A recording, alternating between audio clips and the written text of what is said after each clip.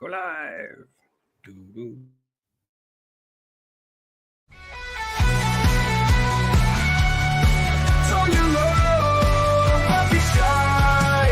Tug along with the Sunday crew. Geeking out is what we do. Giggle on, it's gonna be great. Don't be late, let's celebrate.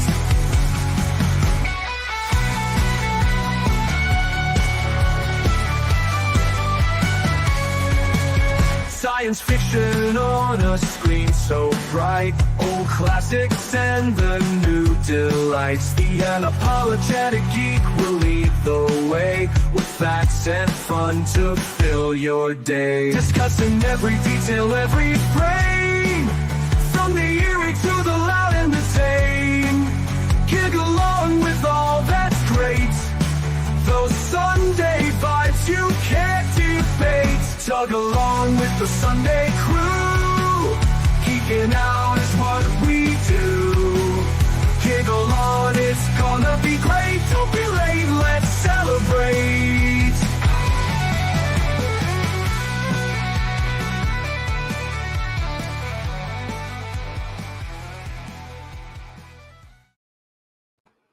Happy New Year!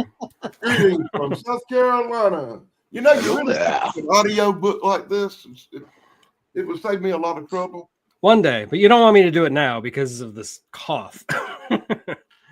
Hello and welcome back to Tug Chat. I am back from vacation and I bring with me a horrible flu, so forgive me if I cough a lot. What was I saying? Oh, okay. So today we're going to talk about movies that we watched in 2025. So movies we watched last year. It doesn't have to be new movies, although most of the ones on my list were movies that came out last year. There's a few that didn't. But just movies that you hadn't seen before, hadn't seen in a really long time. That's all. Thrash is not here with us today because he's never seen a new movie. He says he has to run errands. It's fine. I'm sure he'll have his stream still tonight. And let me say hello to everybody in the chat. Michael DeCosimo is here as always. Always good to see you. He watched the new Anaconda movie. I have not seen that yet. That's the one with Paul Rudd and Jack Black, right? Yeah. I saw the trailer for it. Yeah, there you go. you know, I think it might be a comedy. Yeah, I think it is. At least I hope Paul Rudd and Jack. On the trailer I saw, I'm hoping it's a comedy. The original's kind of a comedy too. I mean, it's not designed to be, but it is. Sarah, Happy New Year. Hey, Sarah. Jess Carowin, Texas Knight, Wim van der Straeten, Happy New Year. My brother just got back from Austria. He's the one who gave me this flu. Nice. The Austrian flu? Yeah, I got the Austrian flu. It's great. Come from the same place my Voodoo Ranger beer come from. Yeah, there you go. I thought you said it was from Holland. Oh, it's from Belgium. Oh, it's Belgium. Okay, close enough. You need a schnitzel. I would kill for a schnitzel right now. That'd be great. Some sauerbraten. Mm. Yeah, I could do that. Anyway, sorry, distracted. Thank you, Carowin. I hope I will feel better soon. I am getting better. Let's see. Indy. Yay. After all that effort I put into forgetting last year of new movies. Oh, Uncle Joe is here. Hello, Joe. I haven't seen you here in a while. Anyway, so in the chat, you can feel free to just tell me the movies that you saw last year and what you thought of them. And hopefully I will notice the chat and I will read it aloud. Otherwise, we're just going to go ahead and get started. Enough preamble. So I'm going to go ahead and start with Predator Badlands, the most recent Predator movie. I saw it as a double feature with Prey. And that may have been a mistake. The putting them side by side is a really bad idea because Prey is really serious and minimalistic. It's trying to tell a lot of story without a lot of dialogue. I mean, there is a lot of dialogue, but it doesn't need to be there. Whereas Predator Badlands is a Marvel movie pretending to be a Predator movie. And don't get me wrong, I like Predator Badlands. I think it's fine, but it's a bit goofy and a bit silly. And there's a lot of goofy one-liners that don't land for me. But I did think that Ella Fanning as the android, both versions of her, was pretty great. And the actual Predator, as much as I hate the design, I still think he looks like a Jamaican punk. Like, as much as I hate that design, like he's a good character, and I do want to see more of him going forward. But yeah, don't watch it right after watching Prey, because the tonal shift is 180 degrees. So, did anybody else see it, or is it just me? I have seen some of the clips and I've been stuff. avoiding it. Okay. I just keep hearing so much negativity about that movie. I don't know if I want to see it or not. Me neither. But I have seen clips on YouTube, and all of it don't look bad. But what I've seen of it kind of reminds me of the Alien Earth series I was watching that I finally finished over the holidays. And the last 2 episodes, dude, are pretty good. I'm not going back. I don't care what you say. It was worth it for the last 2 episodes. I'm glad you were able to find enjoyment in the last 2 Oh, episodes. no, I didn't say I enjoyed it. Oh, okay. I made the statement. I sat through it, and the last 2 episodes weren't as bad as I thought they were going to be. Clear on that. Okay. I did see the one you were talking about, Prey, with the where the bear gets killed and all that. And I thought that was an excellent movie. Yeah, it's not flawless, but as a Predator movie, it's great. I really like it. I think it has a little bit of silliness where she's like throwing the axe back, or the hatchet back and forth. The Alien versus Predator Requiem or whatever it was. Oh God, it's better than that. Most things are better than that. Just saying. Even the first Aliens versus Predator is better than that, and that's a terrible movie. So anyway, Dan, with the pyramid under the ice. Yeah, that one. It's cool just because of the pyramid under the ice thing. Yeah, I mean, like, it's a good idea, and it's a Paul W.S. Anderson movie, so it's very schlocky and stupid. The same guy who made Resident Evil. You know, I can enjoy Alien versus Predator, but it's not a good movie. And like the Queen Alien at the end, like turns into a T-Rex from Jurassic Park, basically. It's very silly. Anyway, Dan, tell me a movie you saw last year. You see, when you say last year, my memory is really bad. I've seen a lot of movies last year, and even try to put them all together would probably give me a stroke, and I don't need another stroke. I've had one in the last 3 weeks. So I'm going to stick with stuff I've seen and watched since the last time I saw you. And right after we talked and you decided to take a holiday, I saw this thing, this trailer, and I was like, wow, there's this massive war movie that I have not seen. It's like 18 hours long, and it's called The Winds of War. And I was excited because I love war stuff. I think Band of Brothers was probably one of the best things I ever saw. Agreed. I love Saving Private Ryan. I'm a big World War II. All the John Wayne movies. I love this kind of stuff. So I started watching The Winds of War, committed to sitting through it.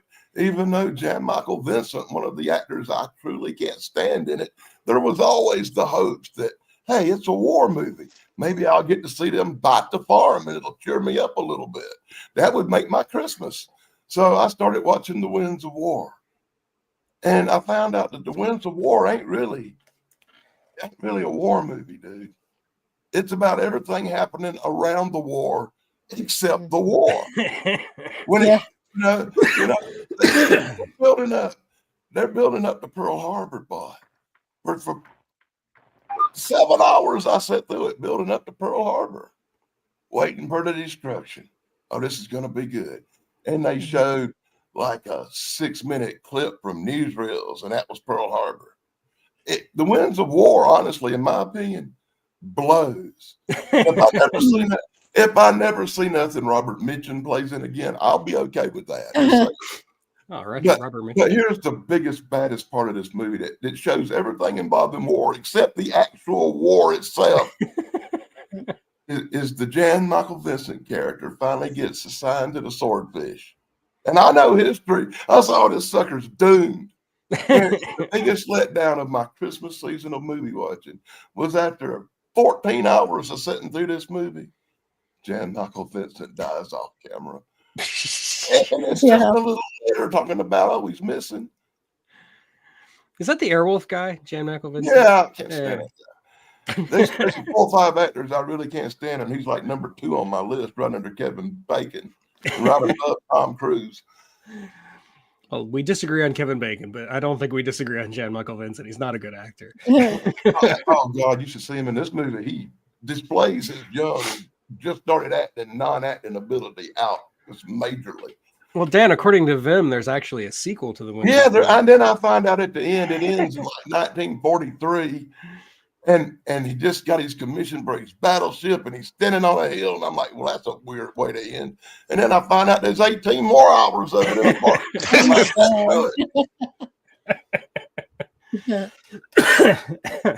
I'm not sitting through it, brother. I'm surprised you sat through the first one. So I love war stuff, man.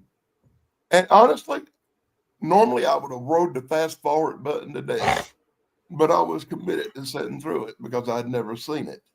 You know, once you've seen something, watch it again, you can kind of fast forward the dumb stuff. But when you never see it, you kind of want to see every minute so you can criticize it properly, like I'm doing here.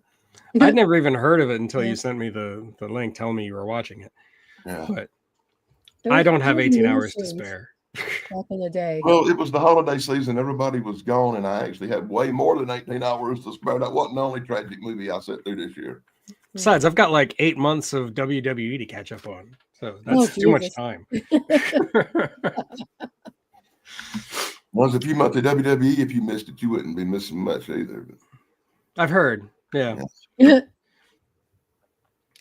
just ever since Jey Uso won the world championship. Just like, I don't hate Jey Uso. I just hate that it takes him like a freaking hour to come out, you know?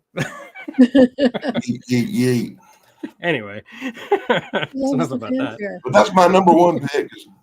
Is something I've watched recently on and on and on. You're not going to forget that anytime soon. Yeah. I'm not going to forget it in my lifetime. It would have all been worth it if they'd showed the swordfish getting blown to little pieces, and you know that one little scene of Jan-Michael Vincent going, "Ah!" It all would have been worth it. Okay, Shane, what have you seen? I'm gonna go with probably the newer movie I enjoyed the most last year and got to see it in the theater, F1. Ooh. I think that movie got snubbed at the box office, but I haven't heard anybody say anything bad about it. It was really enjoyable for the experience. Like in the there was something else playing too. I think it was that Superman, one of them. When those three came out, it was Jurassic Park. That one was competing with that one at the movie theater, so it was like I saw more people going in there. My theater, there was like 5 of us. That's sad, man. I didn't care. It was great. Everybody was quiet, all nice and spaced out, and just so I got to sit in my favorite seat. You know, it was like dead middle, dead center. And the cinematography of the movie is just great. The camera shots they went with, the in-car stuff. And the movie has a strong vibe of Driven with Sylvester Stallone, but not quite. If I had to pick one of the two, I'd go with F1 over Driven. Because, you know, Sylvester Stallone, he's hokey, corny, whatever, in the movie. And Brad Pitt in F1 is just like more serious. And his character was just so laid back in a sense, like he didn't care about the money or the fame. He just loved to race. They subtly, you know, subtle exposition of his backstory and everything. A real nice work in. And, you know, he's there to help this team. And they got the new kid who's this black guy. I forget his name. But he was good. Wasn't over the top. I think it was good acting all around in that movie. And, of course, he unlocks the potential of the black kid and boom, he becomes the next best thing. And he's like, he's the driver now. You turned him into what we needed. Yay, thank you. He's like, all right, I'm out. And he goes off to he's a wanderer. Brad Pitt he's just like a wanderer. He just wanders like to race the race. And he's the go-to call guy. And was like, I need a driver. And he was like, when you need me, and, you know, I'll be there. But very enjoyable. No, I plan to see it because, yeah, like you, I haven't heard a bad thing about it. And my stepdad is actually or was an F1 driver, and I want to watch this movie with him. Wow. Yeah. So I have to go back to Orlando to see it because I don't want to watch it without him. Yeah, I think they did a good job staying like true to the sport rules, the things that go on like race wise, pit wise, stuff like that. A lot of mechanics of the driving and everything seemed pretty solid. Cool. Whereas Driven just seems kind of comical. Yeah. Him and the young kid raced through the streets of Las Vegas or something. It's like, okay, come on now. Yeah. Hey, Buff, you ever see Greased Lightning with Richard Pryor? I own it. I own it. The story of the first black NASCAR driver. It's probably one of Richard Pryor's best movies that he ever made. Yeah, that is a real good movie. It's got what's his name in it? I can't think of his name. But he played Black Bart in Blazing Saddles. He's one of his pit guys. Works on the car. That was the first movie I saw him in, and it was just like. Then I saw Blazing Saddles, and it was like, hey, it's the same guy. Yeah, Grease Lightning. That's a real good movie. It seems like the older movies are always better. Mm-hmm. Yeah. At Yeah. heart. I'm not gonna say all new movies are bad. There are some good ones. But for the most part, yeah, older movies are better. Cleavon Little, yeah, that's his name. Thank you, Indy. Yeah. It was in my brain somewhere. I just couldn't come up with it. I was struggling too. I keep struggling over this one actor's name, and I should know it by heart, but it just won't come to me never. Okay. And that was the guy from earlier, the guy that hangs out with Christopher Lee. Peter Peter Cushing. Yeah, see? Why is his name a black hole in my mind? Grand Moff Tarkin, obviously. Give me 5 and ready. That's pretty good. Okay, Tracy, did you see anything new last year? Well, new to me. I mean, there's That's lot what of, like old vintage things that I haven't seen in a long time, so I've forgotten the plot lines and stuff. But I was watching what you guys recommended to me too was Hellboy. That was pretty cool. Reminded me of kind of like like he had sort of like a sense of humor about him too. I mean, it wasn't like he reminded me of like one of those detective kind of guys. It's just like, okay, just tell me the truth, man. Just show me the way. Show me who I should knock Just off. the facts, man. Yeah, exactly.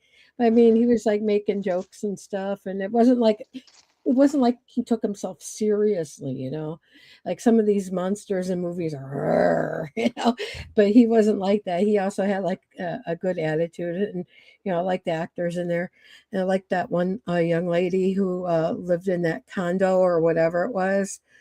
I can't think of her name. She was an African American girl. I don't know if it was. I want to say Ray Dong-chun, but I know it's wrong. But she's pretty popular. But yeah, I like that movie. I thought it was pretty fun. Yeah, I really enjoyed watching all the Hellboy movies early last year. That was a blast. I like the Hellboy movies too, but I like the older Ron Perlman Hellboy movies more than the new stuff. But yeah. with the new stuff, time passes. I'm flexible. I like the Ron Perlman ones, and they continue to talk about making a third one with Ron Perlman. They're still talking about it, even though they've made like 4 other Hellboy movies in the meantime.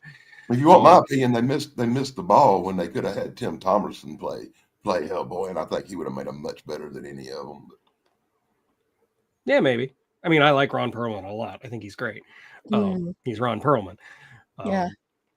But yeah, I mean, the Hellboy movies are fun. The more recent ones are not very good, but I still had fun watching them. I like how he could go from like serious acting to doing something like that. I mean, yeah, I've seen him in all kinds of movies, and it's like his experience is just not one-sided. He's fully dimensional. Yeah, I agree. And I think Hellboy, it toes that line between like being comedy and being a comic book movie and having a little bit of horror sprinkled in. It toes that line a lot better than some of the more modern Marvel movies are just too quippy even for me. So yeah, I appreciate the old Hellboy movies. I think they're really good. Tony is here. Hello, Tony.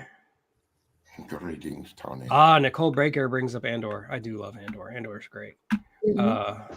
It's probably the best thing Disney Star Wars has produced, honestly. Like Star Wars made anything good lately. Well, my son and I watched Andor together, and then immediately after finishing Andor, he wanted to watch the original trilogy and Rogue One. Wow. And as far as I'm Yes. concerned, he's seen all that's good. All the important Star Wars. I saw a trailer yesterday for some new Boba Fett thing coming out. Oh yeah, there's a Mandalorian and Grogu. Yeah, it looked terrible, boy. My wife is excited, so I'll go see it. Yeah, it's. Yeah, it doesn't look good. I don't even think Pedro's in it. I think Really? like he's completely gone. Because like he's never taken that helmet off again. So There was this We don't one need little scene that made me laugh out of the whole trailer where little baby Yoda looking thing uses the force to steal somebody's popsicle or something. The only thing that made me pop.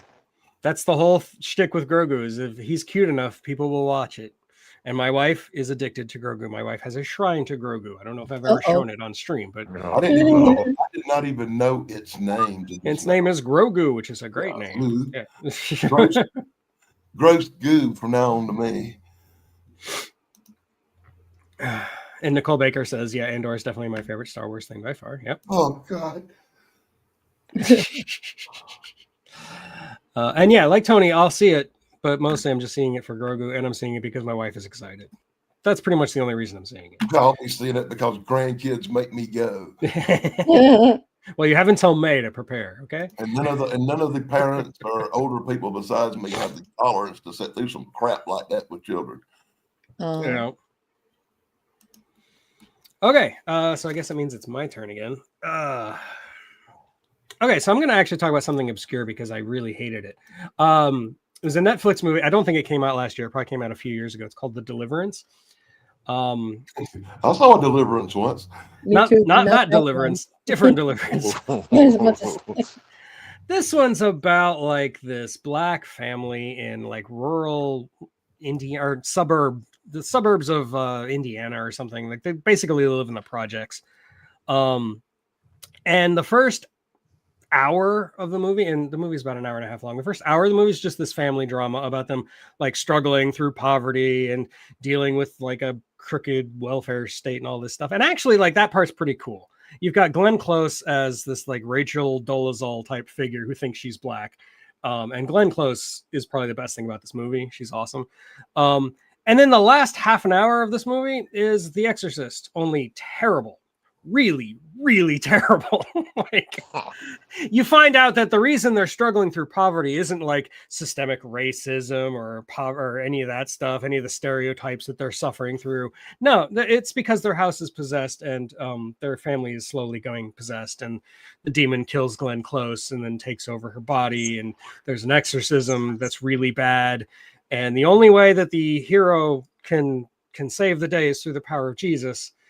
And like, look, I like The Exorcist. I think it's one of the best horror movies ever made. This was not The Exorcist. This was terrible. So bad. Really horrible CG. They put Glenn Close with these like really tacky, sharp-toothed dentures, basically. It's God. It's so bad. It is so bad. And like it kind of disappointed me because like the first half or the first hour, it's like the first 2/3 of the movie, I was down for just like a drama. It was like a family drama. Like I was okay.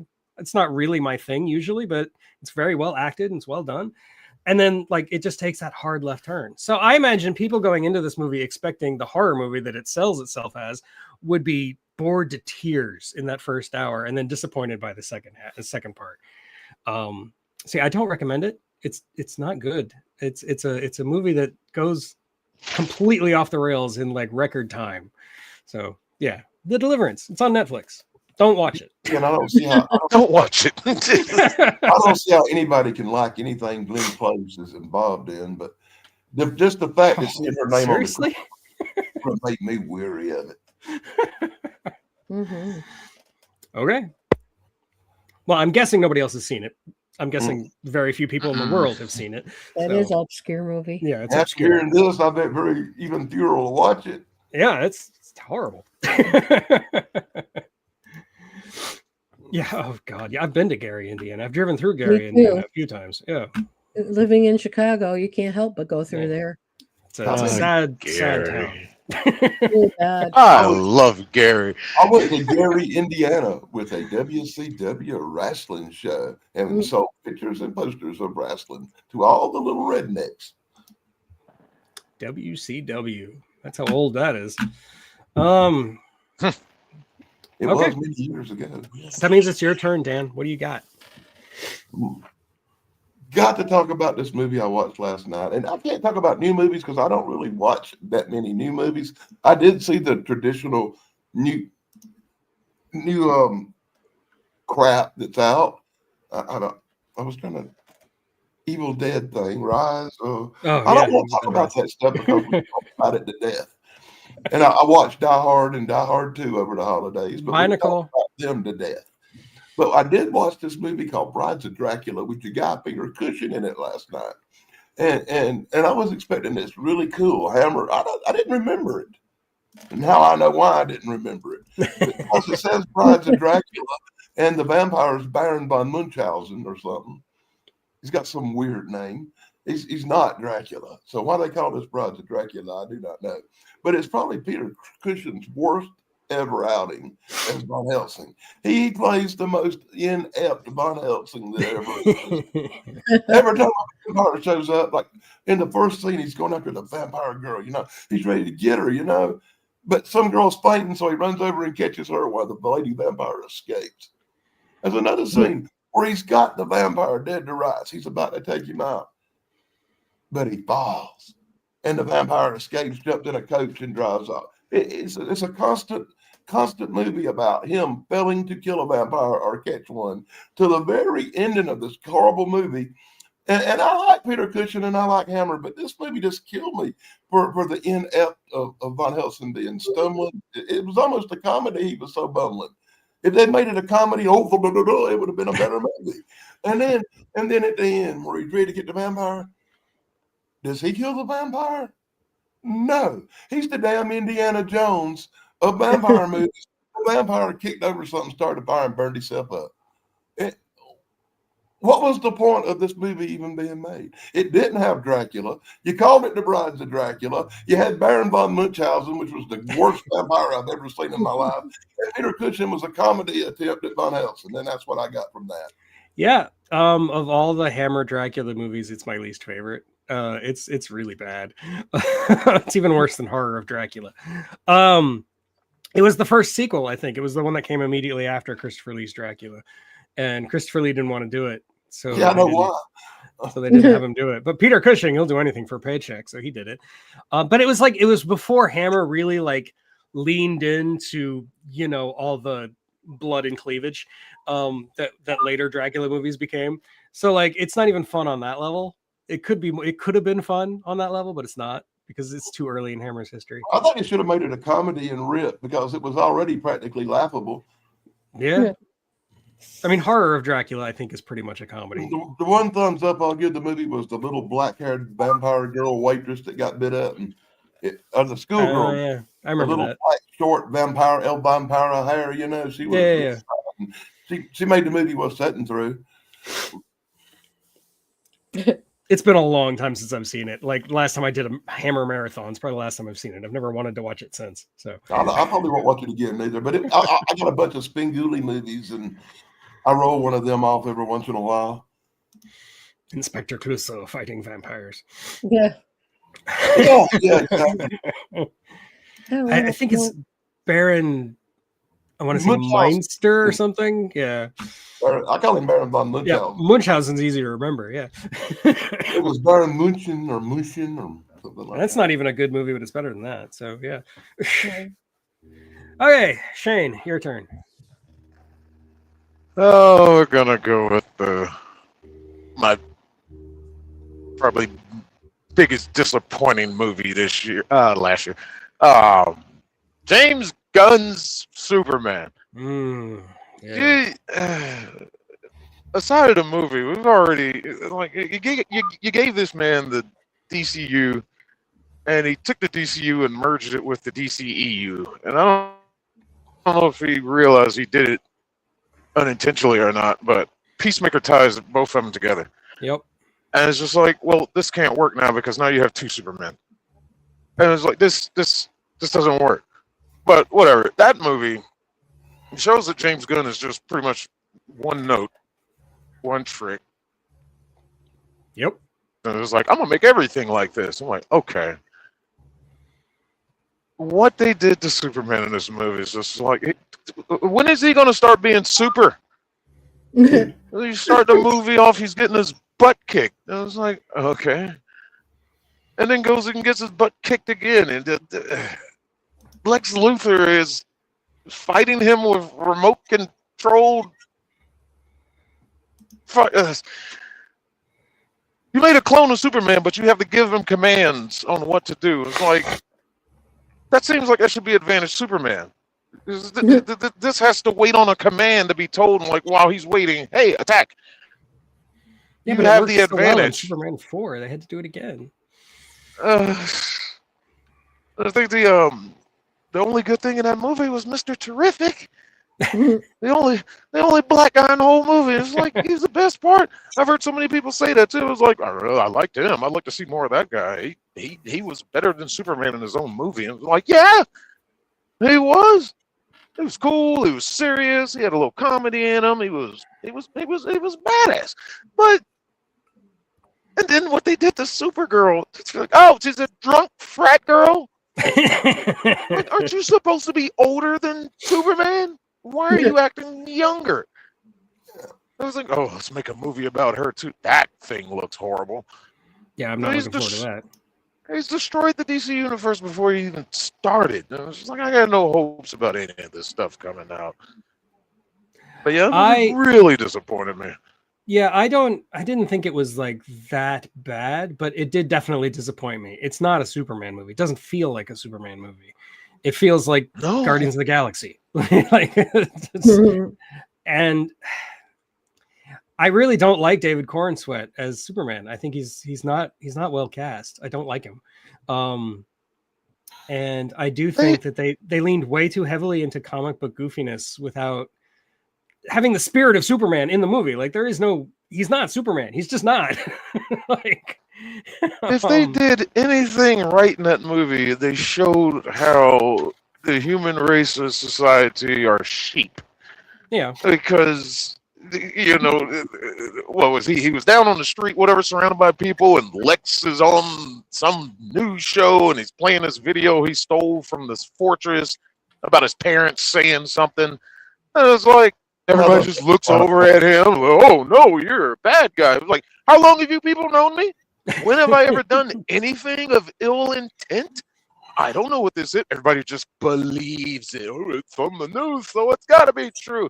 Also, Lex Luthor has a reputation in this universe already established. He's not the greatest of guys. He looks evil, but we're just going to believe him. I was like, really? Really? Okay. Well, this is a different universe than where Superman wore the black outfit and Batman had to kill him, right? Well, yeah. Like, he was the bad guy, right? Yeah, I'm just saying. Like, I wanted to like the movie. My son really liked it because he's a teenager. He doesn't know anybody. Oh, he liked it. He liked it just like everybody else because of that cute little dog. Youth gone bad. Everybody liked it because of the cute dog, boy. Come on. Crypto. We could at least get a dog that looks like Crypto. I'll be honest with you. It wasn't my favorite movie. I don't like the guy who played Superman. I agree with everything you said. The main thing I liked about the movie, and I'm trying to be positive this year, and I did like the guy who played Green Lantern. I think he was excellent. He carried the movie with his off-wit humor. He plays in another TV show called The Rookie, and I really like that actor. Yeah, he wasn't too bad. Yeah, but I agree with Shane. I think the best thing about the movie is Mr. Terrific. He's great. God, whoever that girl was playing Lois Lane, like, you're no Lois Lane. Well, better than Kate Bosworth, but that's about it. Yeah. Oh, sorry. Okay, Tracy, what do you got? Like I said, I was delving into like vintage movies, and here's one I saw a long time ago. I was in high school. I haven't seen it for a long time. Was um, Forbidden Planet. Woo! And I love that movie. I mean, because I'm a graphic designer, I really liked the scenery and the background and the special effects for that time period was pretty decent. I mean, I liked that Swink Jetsons pad they had. I mean, Yeah. and I liked to seeing Leslie Nielsen very young. I mean, I didn't know he was in show business that long until I saw that. I'm like, Yeah, they wanted him to Oh, be a big yeah. man. he didn't Yeah. just come out, and with the airplane movies and the Golden Girls and all this other stuff he was in. There were things before that, and I didn't, like I said, I didn't know that, and I just thought it was a great movie. Plus, Robbie the robot, who I adored. I mean, I like Planet, that one, Lost in Space. Oh So yeah. Robbie the robot was a prototype for that robot. I want to say like see something or I what? don't remember the name. Yeah, yeah, in that movie. But yeah, it just was a really good movie. I really appreciated that movie. Yeah, I think Forbidden. Like, I recently was on a different. It was a podcast actually. And we were going through like the different decades and our favorite sci-fi movie from every decade. And when I got to the 50s, that was a hard choice, but I eventually settled on Mhm, Forbidden Planet. I think it's probably the best sci-fi movie of the 50s. Um, it's got everything. It's mhm. yeah. Leslie Nielsen is the lead. Is great. The id monster blew my mind when I was a kid and I saw it for the first time. Yeah, Um, that like it was B9. Thank you, Indy. B9 is the robot from Lost in thank Space, you. designed by the same guy who designed Robbie. And yeah, it's basically the Tempest. It's the Mhm. sci-fi version of the Tempest. Yeah, I Probably really better than the Tempest. Honestly, it's not my favorite Shakespeare play. never even saw. I mean, I never even saw The Tempest, but I know it's pretty popular. But I just never. It's basically the same story. Yeah, Mhm, just Caliban is the id monster. That's all. mhm, Um, but no, great I movie. Fantastic, and it inspired Star Trek. So yeah, And mhm, there's also a real good parable to Jaws in it, and the fact that the first rubber monsters they made, they didn't like the way they looked on camera and stuff, and it wasn't working out, so they just made the monster invisible, much like you don't see Jaws in Jaws. mhm, right. And at the end, they decided to animate in the monster, and I think that had a whole lot more effect that you could only see it when the beams of the force field were hitting it. mhm, That made the monster all the more scarier that you couldn't see it. And they animated him backwards. I forget what the actual process is called, where you actually like shoot a light through black mhm, and like you just carve out where you want the the animation to be. mhm. It's the same effect they used in Tron in the 80s, but like it made it look unique. It made it look not like a Disney animation, even though it was Yeah, done it by was a really Disney animator. sharp.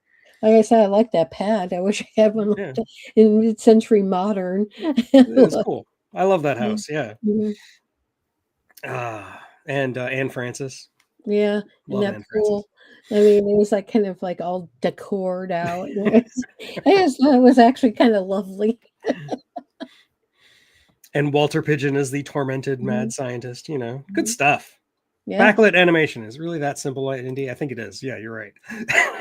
Mhm, I recently got to see some of the pictures from the Forbidden Planet stuff that they where they did costume test, and you Yeah. should see the first costumes that young girl was wearing. That they said, "Nah, you can't do that," and they made them redo the costumes with the thick, can't see through stuff. The original costumes were these long, flowing, silky gowns that you could totally just see everything through. And them pictures are out there if you want to look them up. I did not recommend them. And yes, Texas Night. Thank you for reminding me. The Electric Tonalities by Bebe and Louis Barron, the first fully electronic soundtrack.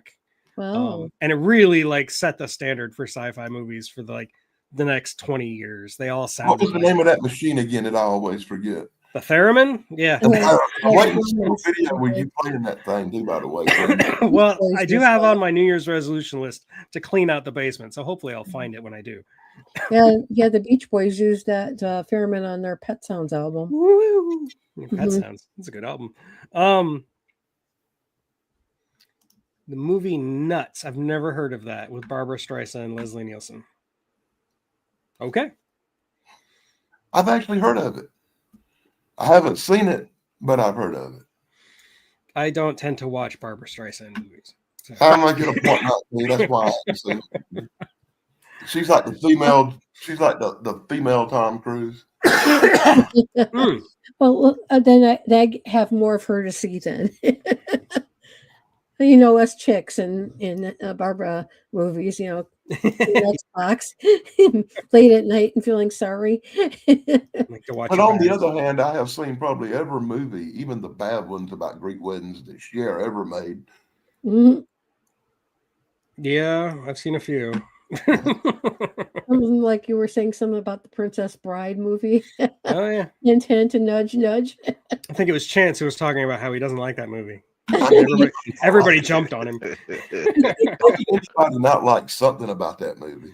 It's weird. I really didn't appreciate that movie, to be truthful. Saw it and I was like, God, what a waste. I could have slept for 2 hours. I said it before and I'll say it again. If you're ever going on a date and you want a romantic date, put in a copy of The Princess Bride. Girls Yeah. love the movie. That made me laugh so hard. And yes, Indy, you are correct. There is no actual theremin in the Forbidden Planet soundtrack. Just sounds like it. The theremin was actually used earlier than Forbidden Planet in the earlier 50s. I'm trying to remember when it started. I don't remember. I had a movie. I covered a movie. It was the first time they used a theremin in a sci-fi movie, but I can't remember what it was. I remember there was some old radio show where they opened with that theremin. Yeah. I can't Mhm. remember what it was. It was 1930 something. Or... That sounds about right. Sure. Mhm. Tony wants to buy a theremin. Okay, so it's my turn again. Let's talk about Benicio del Toro's Frankenstein. I did I say Benicio del Toro? Guillermo Yes, del you Toro. did. Yeah, Indy, I think it might have been The Day the Earth Stood Still. No, Guillermo del Toro's Frankenstein. I really liked it. I do like that it sticks to the format of the book. Like it tells the story from Dr. Frankenstein's point of view, then it tells the story from the point of view of the monster. It gets the scene with the blind man in the house right, which, like, as much as I love the Bride of Frankenstein version and how it was used in Young Frankenstein, I think that's like classic cinema. It's one of the greatest scenes ever. But like, that's not true to the book. Whereas this version is actually more true to the book. However, I'm not sold on, like, they turn Frankenstein's monster into this weird action hero. Like right at the beginning of the movie, he's just killing people left and right like a beast, but he's fast. I don't know. It just felt a little off to me. And then the female love interest, the Elizabeth in this movie, is so weird. It's so Guillermo del Toro. Like she's in love with the monster. I don't understand that, Guillermo. Why do you keep doing that? But Oscar Isaacs as Frankenstein, probably the best version of Dr. Frankenstein I've ever seen. And there's been a lot of great Frankensteins, don't get me wrong. But I think Oscar Isaac nailed it. He's great. And the actor who plays Frankenstein's monster is pretty good too. He's no De Niro, but you know. Who is? Yeah, I really, really liked it. Don't get me wrong. I really liked it. I have nitpicks, but I really liked it. So there you go. Did anybody else see it? I did enjoy that. And yeah, I agree with you that the Elizabeth character, she just, it's like you see this thing was created and you're just instantly ready to bond with it. And it's like, I'm sure you have some questions, maybe a couple more than the one you asked. Yeah. But you're just completely enamored with this creation. And it's like, okay, so you're gonna die. All right. It's just but yeah, that was a real good movie. I did like that, the way it was told from both sides and then they meet together. Yeah, I thought that was very cool. I'm really glad they stuck with that because it makes for a really interesting story. Everything I've seen about it looked really good. I watched a lot of the trailers and the clips from it. It's actually on my list of movies to watch. It's on a DVR recorded to watch. I do recommend it. It's one of the better. I'm going to check it out as soon as I get through the other 43 movies in front of it. I consider myself something of a Frankenstein aficionado. I've seen pretty much every Frankenstein movie. Well, I think I have too. This is probably it's up there. It may not be my absolute favorite, but it's up there. I still got to go with 1931 as my favorite. It's Yeah. the easy answer, but it is. And the one I enjoy watching the most is probably the Kenneth Branagh version, which is not a good movie, but it's so Kenneth Branagh that I love it. You know, I can't name the one I like best, but I can surely name the one I hate the most with Sting in it. Oh yeah, that's bad. That's a real bad movie. I don't think anybody acts at all in that movie. I think that was called The Bride. Yep, The Bride. And it was like the worst Frankenstein ever existed. I recommend nobody watch it. That was a movie I watched out of obligation because, like I said, I've seen pretty much every Frankenstein movie, but I knew going in it was going to be terrible. Abbott and Costello Meet Frankenstein is pretty good too, indeed. Yeah. You can't go wrong with anything Abbott and Costello's in. Anyway, so that's your turn, Dan. Okay. Well, I could go through all the horrible Christmas movies I sat through this year just because they're fresh in my mind, but I'm only going to pick one. And I really want to talk about Die Hard and Die Hard 2, but I'm not because we discussed that they were the best Christmas movies I watched in the last 3 weeks. One of these weeks, we've got to just sit down and just talk about the Die Hard movies. I know Shane's going to be there for that one, but Yeah. I'm down with Die Hard because one of these days. freshly watched both of them. And I will say, by the last 30 or 40 minutes of part 2, I was a little burned out. Started fast forwarding him crawling around through some vents and stuff a little bit. So that's the first time that happened. But I'm gonna talk about the one I really did enjoy seeing because I hadn't watched it in a long time because I didn't watch it last year, and that was Scrooged with Bill Murray. Oh yeah, that's a great And one. I really enjoyed rewatching this and watching Rick Moranis and back when he was actually doing movies and I think Scrooge was one of the greatest Christmas movies ever made, and I think Bill Murray will live forever for his performance in this particular movie. Do you agree? I do. It's one of the movies my wife and I watch almost every year at Christmas time because it's our favorite version of Scrooge. Yeah. I think it's great. It's fantastic, and it's got what's her name? Is the Ghost of Christmas Present? I was gonna bring it up, but I can't ever remember her name. I can't remember her name off the top of my head. She's fantastic. She's wonderful. Sells the whole movie. And the cutest little female in history. I can't remember her name now, and she just beats the crap out of him. It's great. Carol Kane. Thank you, Carol Kane. Oh yeah, she is kind of fun. I have trouble with names. I really do. Used to be on Taxi for a little bit. Before I continue, Texas Night and Carolyn have mentioned the same thing. It's Frankenstein: A True Story. It's with Jane Seymour. I've got a video on it on my channel. It's also a good one. It's pretty good. It's very different from the book. But anyway, like I was saying, Scrooged. I love it. I know just as much about the real family Frankenstein and the real family Dracula as I do the movie ones. Well, there you go. Yeah. That's cool. There's a really cool book about the historical Dracula called The Historian, where it's fiction, but it's written like historical. It's written like a historical novel, and it's just about people tracking down the real Dracula. And in the end, of course, spoiler alert, they find the real Dracula. It's great. It's a really good book. I highly recommend it. Do you know the family Frankenstein, the people who run that part of the country actually did have war with the family that was Dracula's family at one time. And it's ironic that these two names turned out to be the monsters of history. Wow. It is I did weird. not know that. Anyway, I'm surprised you hadn't seen Scrooged recently. Such a great movie. I've never seen it at all, so now I gotta see it. Wow. Oh wow. Yeah. Ooh. Totally I've should seen see a lot it. of Christmas movies, Watch it. but that's one I've got to see now. Yeah. It's on my list. And actually, when you take a lot of Bill Murray's movies as a whole, it could be top 3, one of his best movies he ever made. Cool. Yeah, that Ghostbusters and Caddyshack, I guess. I'm not even sure Caddyshack would be on that list, but That's just like the first thing that popped in my head. I'd have to think about it a little bit. I think he was really good Gotta in have that. Groundhog Day on there. Oh, Groundhog Day. Yeah, Groundhog Day beats out Caddyshack. The one where he played the crazy guy with the guy from Jaws.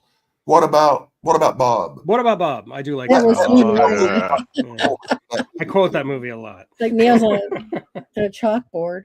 But as a whole, of this work, Scrooge would definitely be You'd top. agree with my wife. My wife hates What About Bob. She thinks it's one of the worst movies ever made. Oh, it's so annoying. I love it. I think it's one of his best performances. I think with my wife has this weird thing about fish. Like fish freak her out for some reason. They gross her out. I don't know why. And I think in What About Bob, she gets freaked out because he's carrying around a fish like the entire movie in a jar around his neck. I think that freaks her out. It's one of the reasons she doesn't How like does it. she feel about Splash? I haven't heard her mention Splash, so I don't know. Mhm. Never Probably asked. should try it and see what happens. No. She couldn't get through Shape of Water, I'll tell you that. I had trouble getting through it myself. Okay, Shane, what do you got? I don't know why this movie popped in my head. Because you said you had to watch what was it, the Frankenstein out of necessity? Yeah. You've seen them all. I was the same way with all the Karate Kid stuff. And finally finished that off with Karate Kid Legends. What a bulldozer load of dung, man. I don't know why that movie exists.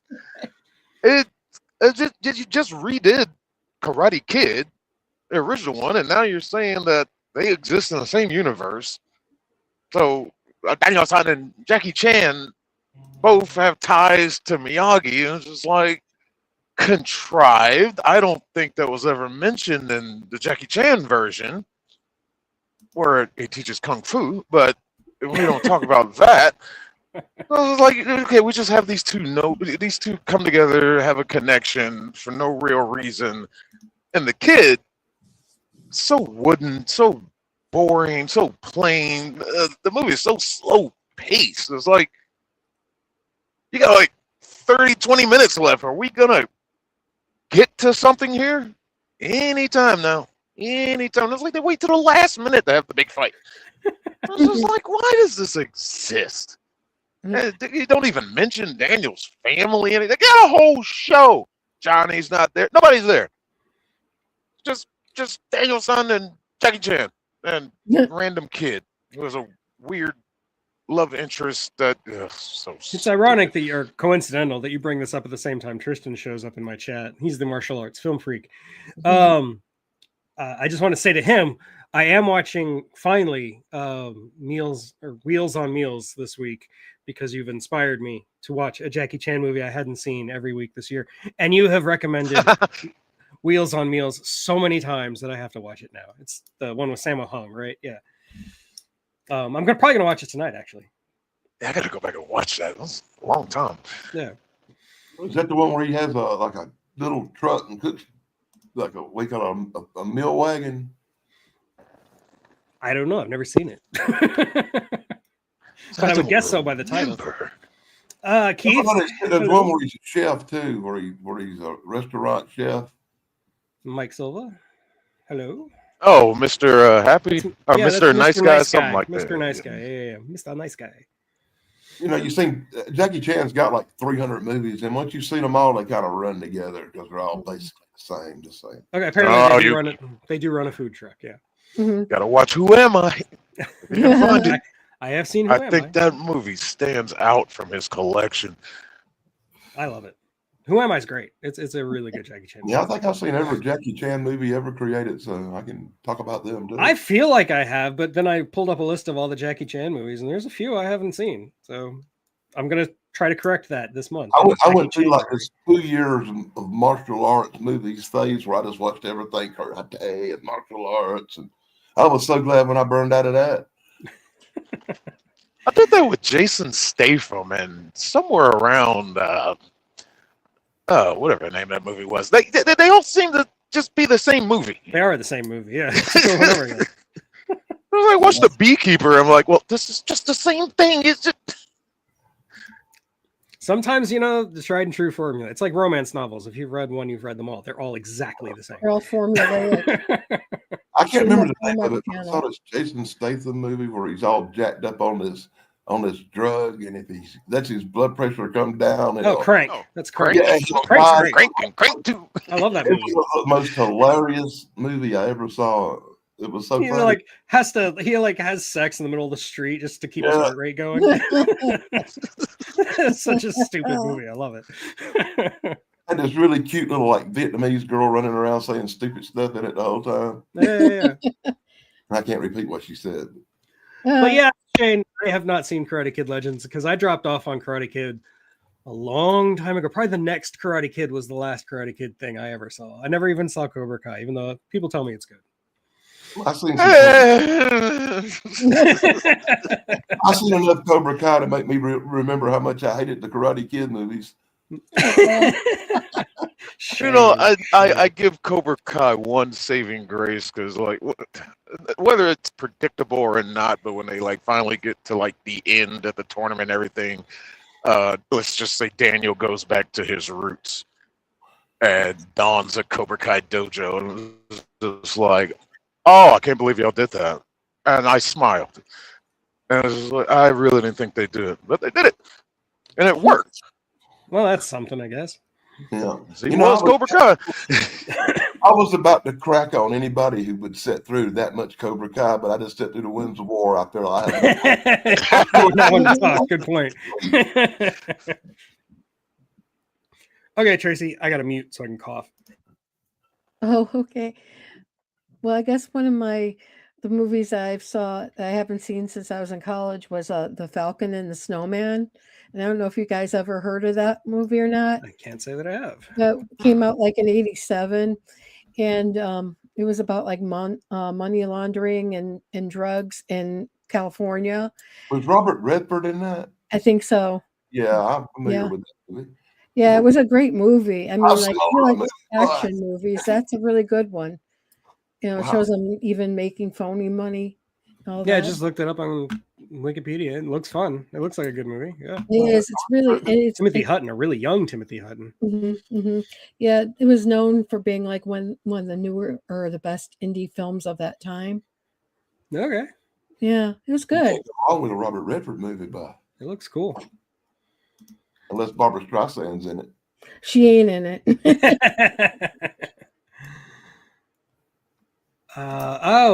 Bernard Rose's Frankenstein, says Carlos. Hi, Carlos, by the way.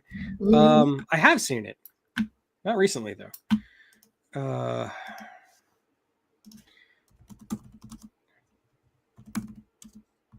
Hold on. I'm looking it up. Yeah, that was like in 2015. Yeah. That's when I probably saw it. Anyway, we were on Tracy. I'm sorry. I lost my train of thought completely. No, that's fine. I was just saying I appreciate that movie. And then if you haven't seen it, I recommend it. It's a good movie. It's action-packed, and you know, it's not like one of these kind of boring movies either. It's a good written movie. Yeah, I'll add it to my list for sure. Because it looks good. It looks like my kind of movie, honestly. What year did that come out again? 85. Oh, 85 even. Oh my gosh, freshman a long time ago when I saw it. I saw it in the theaters. Yeah, I did too the first time around. I used to get made to go to a lot of movies because people didn't want to go by themselves. Nowadays, when I go to the movies, usually I do go by myself, and usually it's like at 1 o'clock in the afternoon on a Thursday. You know, Yep. It's the best time. Nobody's there. Definitely. But that's just one of the ones. I mean, like I didn't expect you guys all to know about that, but it was a really good movie. Cool. Like I said, I added it to my list. So I guess it means it's my turn again. Okay, we'll talk about another movie that I didn't love. The Substance. This is basically like a modern take on Death Becomes Her. Only it's serious, and you got Demi Moore playing a washed up movie star, basically, who's turned into a fitness instructor, TV fitness instructor, and she's getting too old to do it, and so she finds this magical serum that gives her a new body, but this time it's like in a David Cronenberg kind of way, because I think this was the movie that was done by David Cronenberg's daughter, maybe, I don't remember. And for the first, like, again, just like with the Deliverance, the first like 2/3 of this movie are actually really good, really interesting, very Cronenberg-esque, very gross, very thought-provoking. That's the word I'm looking for. And very cool visuals. really interesting ideas, a very cool universe setup, and then the last half an hour, just like the Deliverance, it just screws the bed.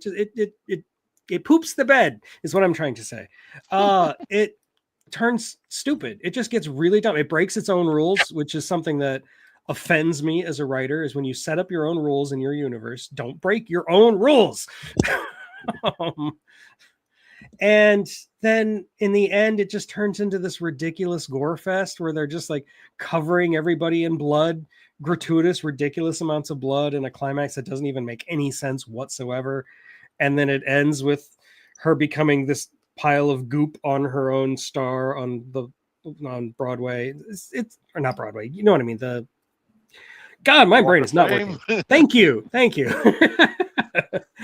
Oh, yeah, I didn't like the last half an hour. Everything up to that point was great. It was a good horror movie. It was a good Cronenberg-esque horror movie, and then it just turns stupid and really disappointed me because I was really I'd heard so many good things about the movie, and I was really looking forward to it, and I was really enjoying it up until a point. So, again, I don't recommend it.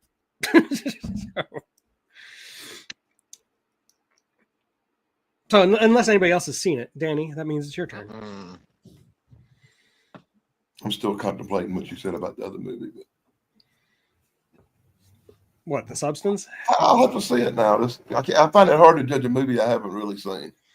Yeah, like I said, the first hour is really good. It's really interesting, and it feels like old school Cronenberg. If you're into that, then go for it. But be prepared. The ending is going to disappoint you. You think that movie's disappointing? I sat through a movie this holiday season that, I'd seen it once a long time ago, and I said, well, I probably misjudged this movie. It couldn't be as bad as I remember. Let me sit through it again. I don't know what I was thinking. When I sat through a movie actually called Shocktopus, what was that? You got Shocktopus, man. Don't make me laugh. Let's have Octopus. You would think right off the rip, this is going to be bad, but you have no idea how bad it actually is till you sit through it. This had to be it's one of the worst horror movies ever made to be so freaking entertaining. How can a movie so bad be so funny and entertaining? I do not know. But it's worth watching because maybe it was my condition when I watched it, and that does help. Holiday spirits and all. But I enjoyed Sharktopus on the giant claw level of entertainment, and it was when I sat through this holiday season.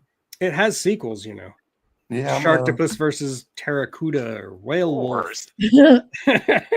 I seen these movies a long time ago, and for some reason I thought I would revisit one of them. I'm still trying to figure out why. But Carlos, Mr. Nice Guy is good. It seemed like a good idea at the time, and I was really unable to get up, walk across the room, and get the remote to change the channel, and it was on, so I just sat through it. Seemed like a good idea at the time. So did Human Sacrifice. Okay, Shane, that means it's your turn. I had to go back and watch one because we watched the remake of True Grit this year. Yeah. So that was my first time seeing that one, and I'm like, well, I got to go back and watch the original one again because it's been so long. And while it was fresh in my head, and I think they did a real good job with the remake. And if I had to pick one, I think I like the remake better. But a lot of scene comparisons. They stayed true to a lot of things. A lot of the dialogue between a little girl and whatever the bad guy they were hunting. The dialogue exchange they had near the end is like they stayed true to that. What I didn't like was the ending of the original. So happy and yay, rise up goofy. the day. Yeah. Like it's so at odds with the rest of the movie. Yeah. Yeah. It's like, didn't you get shot? You okay? No, I'm fine. No. But yeah, they for a remake, I think they really did a good job of that. But yeah, I like the remake a lot better though. No, I agree, and I do think the remake is from just like a pure film standpoint is the better movie. But I grew up with John Wayne, so it's Yeah. hard to replace the original in my head. But I completely agree with you. The ending of the original is so jarringly off. Like it isn't even like they were afraid to have bad endings in westerns back then. I mean, you had Shane, one of the most famous bad endings of all westerns, and even the Searchers has a kind of a downer ending where John Wayne has to walk away. I don't know why they chose that ending because it doesn't work at all. Like it feels like there's about to be a sequel or something. It's like, okay, when's the next Sugar 2? No? Oh, okay. Shane's not okay. Okay, Shane is not a bad ending, but it is a downer ending. He's going away, he's riding into the sunset, but he's been shot, and the implication is he's dying. But he doesn't want anybody to watch him die. You know, I'm not going to go over the ending of Shane. If you know, you know. I like both the movies, but I think in the new version the acting's a little bit better. It That is, guy, yeah. the guy that's got the lead in the second True Grit Bridges, remake, Jeff Bridges, yeah. yeah, he's awesome in that movie, man. He's the perfect person to play that hillbilly. Completely agree. He actually like plays a real character, whereas John Wayne just plays John Wayne. He was one of the most believable hillbilly cowboys that ever existed. Yeah, I agree. You know a lot of hillbilly cowboys? Yeah, I actually do. I live in South Carolina. I was going to say he was living in rural South Carolina, so. I wouldn't have to call them cowboys, though. It's more like when we was talking about Deliverance, you know, different kind of hillbilly. Yeah.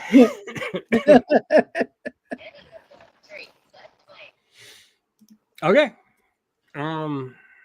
So who's turn? Tracy. Yeah. I'm having a hard time keeping track. I think it's your turn again. Okay. Well, another one I've caught up on was that movie about the Joker and how he became. And I thought that was a pretty interesting movie. Okay. That's all I gotta say. I've never seen Joker. It's the king of comedy again, and I don't feel like I need to see it. Like,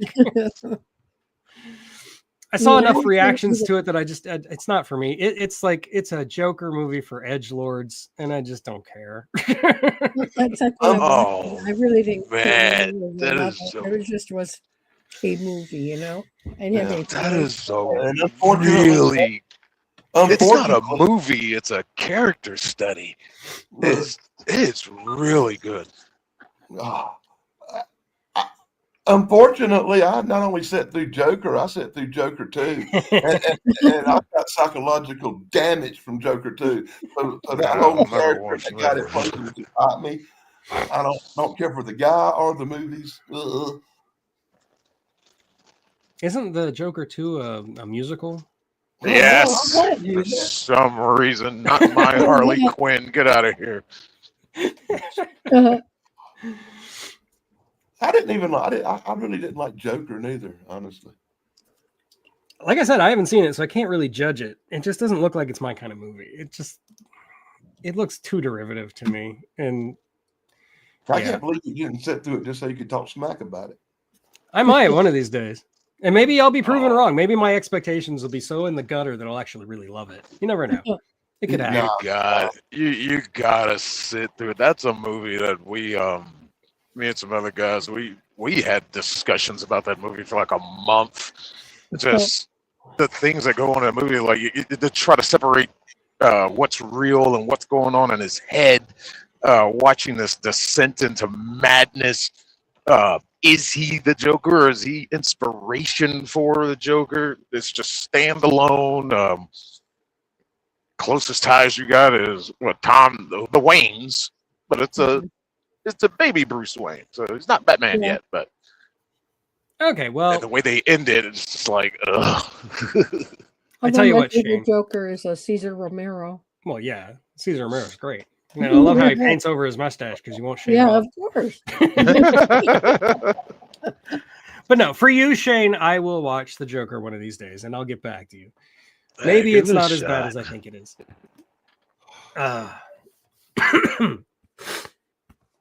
Sorry. Okay. My turn again. We're coming up on the end here. Maybe just a couple more. Let's talk about Tron Ares. Okay, let's get this out of the way. I hate Jared Leto. I think Jared Leto is terrible. I think Yes. I think most movies he's been in, he's also terrible.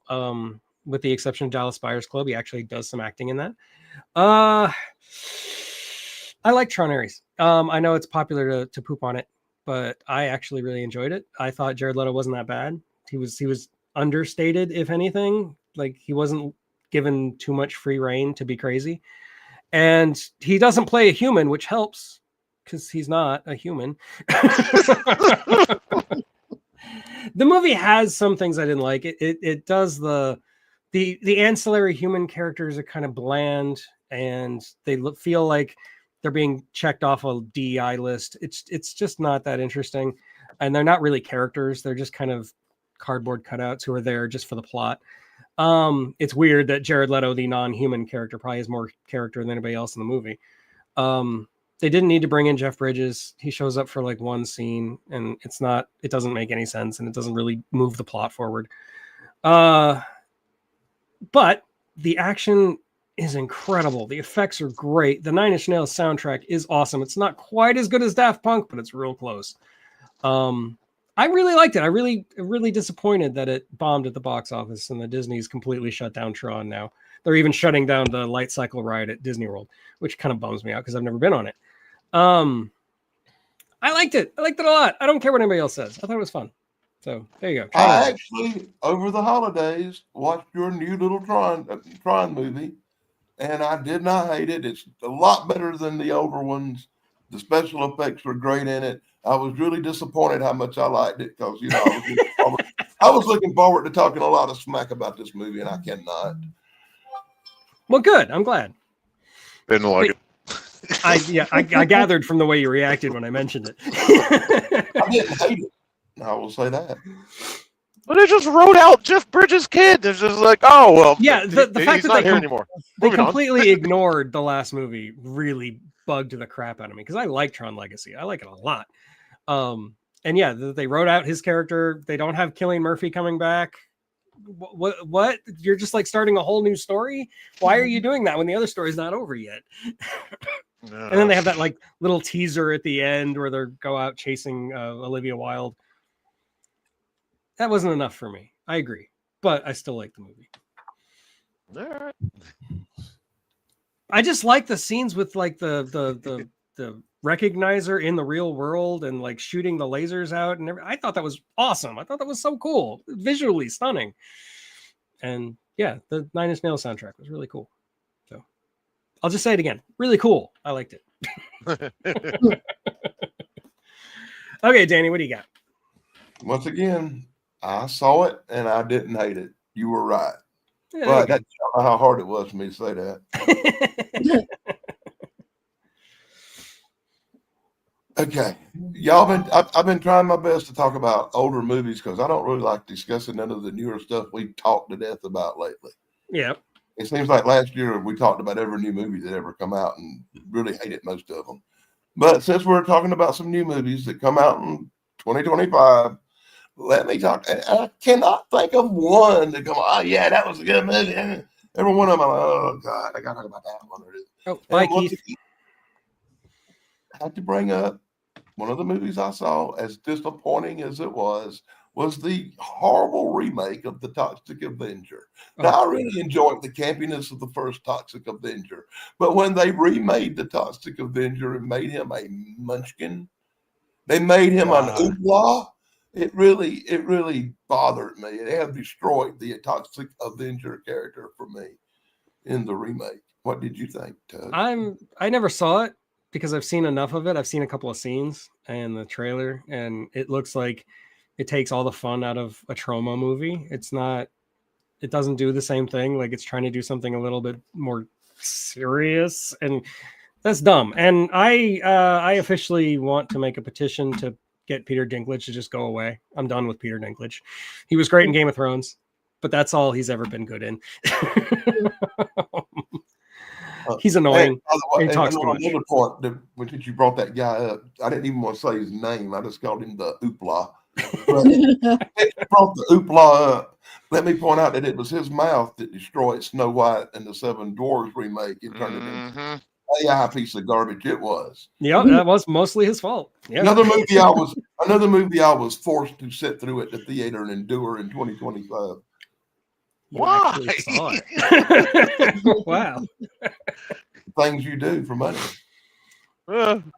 I've read the plot synopsis. It's communist propaganda, isn't it? Anyway, no politics. No politics. Whose turn is it? But Buff, your turn. Oh. I guess we'll go with this one. Disappointing.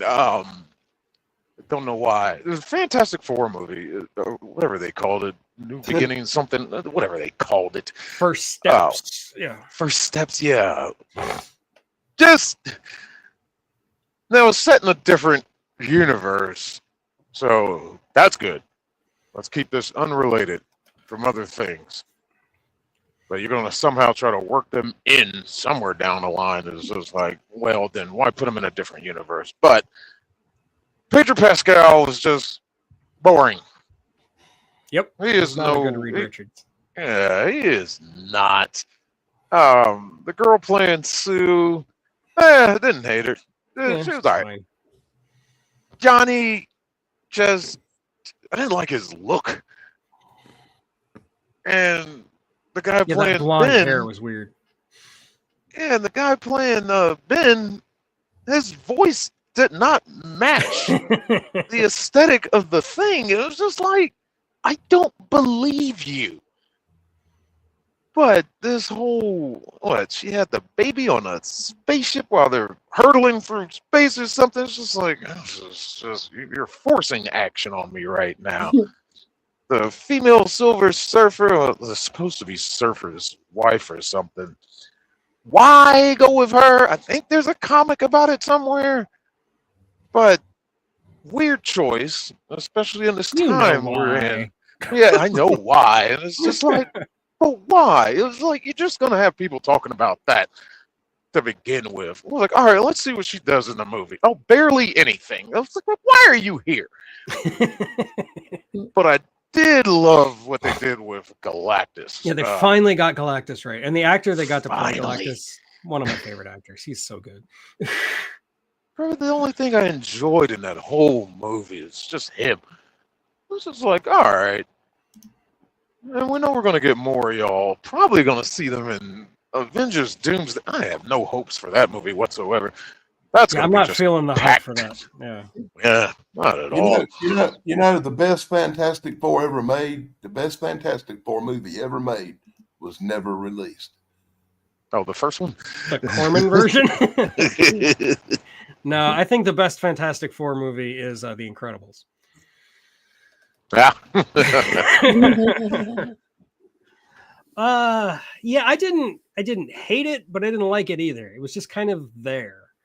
Like, it was like Pedro Pascal's acting. He's just kind of there. It's very vanilla and boring.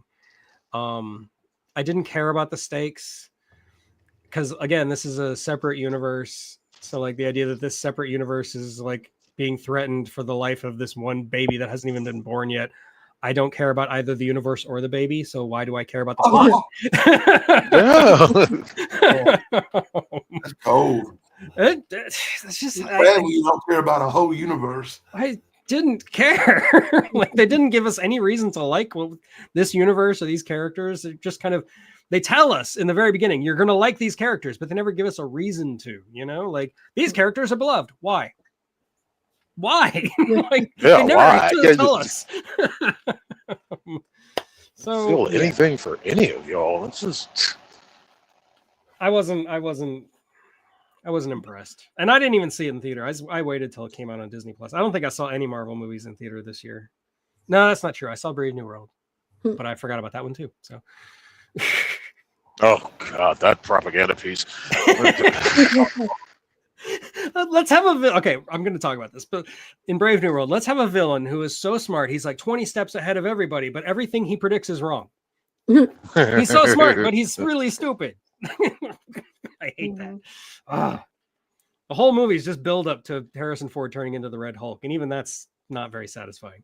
How are you replacing his heart medication with Hulk pills? Like, wouldn't you notice that your medicine isn't working as it used to? Like, something's off here. I'm like, okay. They had to turn him into the Red Hulk so his old ass character to be able to walk around and do stuff in the movie.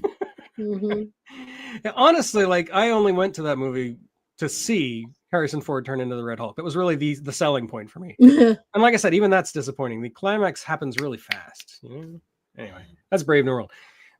And since we're talking about all the Marvel movies that came out last year, let's talk about Thunderbolts. I didn't hate it, but again, I didn't love it either. It was just kind of there. This is how I feel about Marvel now.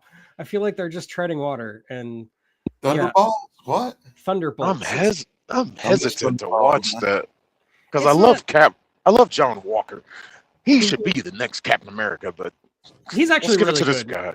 Like in the Thunderbolts, that's the one thing I think I like. I like the characters in it. The plot is kind of stupid, but it's a Marvel movie. What do you expect? Yeah, it's just of the three, it's probably the best one, but that's really not saying much. So there you go. And like you said, I don't feel the hype for Doomsday. I don't care anymore. Marvel has lost so much stake in my brain. Like I used to be an MCU nut. I used to love the Marvel movies. I used to watch all the Marvel TV shows, but now I don't even care. I don't really care. Yeah. Okay, Tracy, last pick. What do you got? Another vintage movie that I saw, Rear Window. Oh, one of the best. I love that movie. There's a remake of that, I think, with Steve Guttenberg or something. There's a couple of remakes of it. There's one with Christopher Reeve when he was in a wheelchair. No, the one that I saw was with Jimmy Stewart. Yeah, the original, the classic. Yeah, the Hitchcock version. Yeah, I love that. And Perry Mason's the bad guy. Why can't I remember that? Raymond Burr, that's the actor's name. Yep. He's just Perry Mason. Rear Window is one of, I think, Hitchcock's best movies. It's Rear Window and Psycho are like the two that compete in my brain as his best movie. The idea of just sitting there and being a voyeur and seeing all these different people and all their different stories and coming to the conclusion that there's something fishy going on, and of course there is, and it's Perry Mason who's the bad guy. I love it. And Jimmy Stewart can do no wrong. I love Jimmy Stewart. I love his westerns. I love his Hitchcock movies. Jimmy Stewart is one of the best actors who ever lived. And I will fight anybody who says otherwise. So yeah, Rear Window. Great movie. And there was the Shia LaBeouf version. I think it was called Suburbia, which is basically just Rear Window again. And the Christopher Reeve version when Christopher Reeve was in a wheelchair. I never knew they did a remake of that one. None of them are as good as the original. Yeah. Well, I didn't know. I didn't say that. I just said. And when you bring up that, there's actually a really horrible Bigfoot movie called Abominable from 2006, which uses the whole Rear Window thing where this guy's watching these girls, and it starts out like he's just a voyeur watching girls, but it turns out there's a creepy Bigfoot in the woods, and he's watching the Bigfoot, and then the Bigfoot starts killing the girls, and he can't do nothing about it. But I really like that movie too, and it's like a whole takeoff on the Rear Window thing. Yeah. Oh God, War of the Worlds. Oh. Okay, Talk about that selfie of a movie. It's an Amazon ad.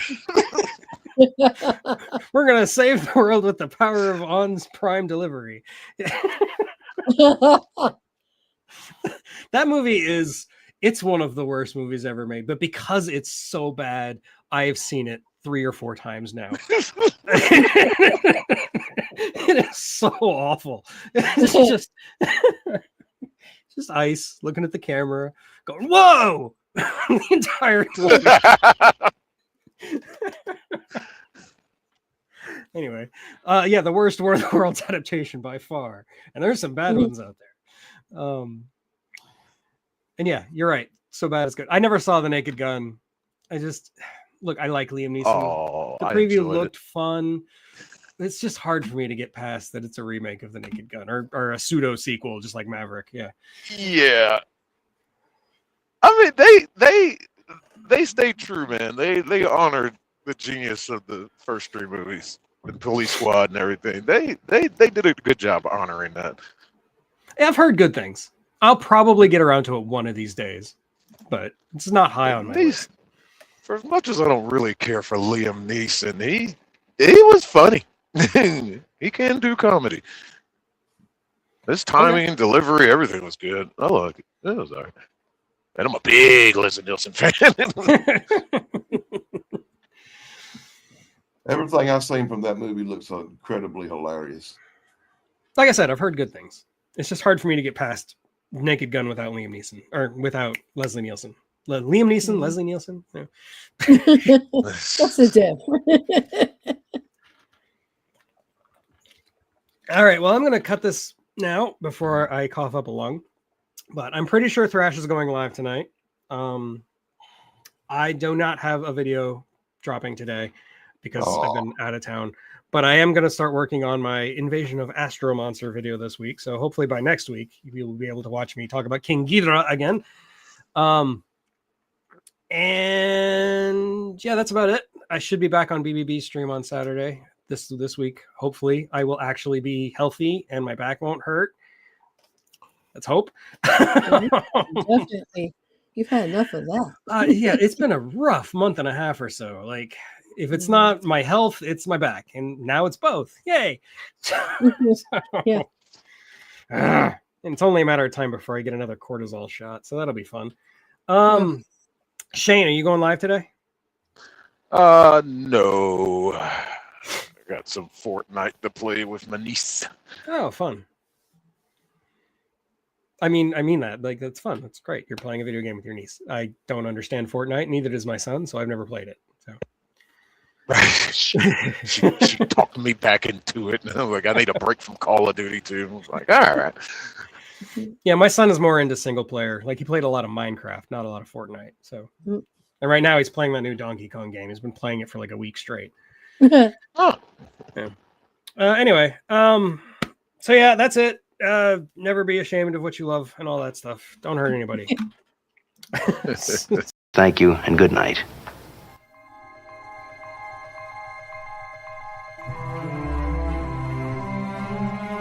Bishop, Bell, and all else.